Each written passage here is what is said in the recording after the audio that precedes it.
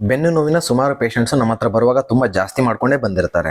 ಅದ್ರ ಅರ್ಥ ಏನು ಅಂತಂದ್ರೆ, ಸಾಮಾನ್ಯವಾಗಿ ಶುರು ಆಗುವಾಗ ಏನಾಗುತ್ತೆ ಅಂತಂದ್ರೆ ನಡು ನೋವು ಇರುತ್ತೆ, ಅಂದ್ರೆ ಸೊಂಟದ ನೋವು ಇರುತ್ತೆ.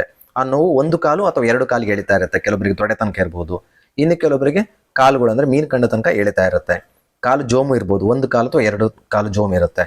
ಇಂಥ ಸಮಯದಲ್ಲಿ ಏನ್ ಮಾಡ್ತಾರೆ ಅಂದ್ರೆ, ಸಾಮಾನ್ಯವಾಗಿ ಯಾವುದೋ ಒಂದು ನೋವಿನ ಎಣ್ಣೆ ಹಚ್ಕೊಳ್ಳೋದಿರ್ಬೋದು, ಅಥವಾ ಮೆಡಿಕಲ್ ಶಾಪ್ಗೆ ಹೋಗ್ಬಿಟ್ಟು ಒಂದು ನೋವಿನ ಗುಳಿಗೆ ತಗೊಂಡ್ಬಿಟ್ಟು ನುಂಗ್ತಾ ಇರ್ತಾರೆ. ನೋವು ಆ ತಕ್ಷಣಕ್ಕೆ ಕಡಿಮೆ ಆಗಿರುತ್ತೆ, ಆದ್ರೆ ಕ್ರಮೇಣ ಮತ್ತೆ ಜಾಸ್ತಿ ಆಗ್ತಾ ಹೋಗುತ್ತೆ.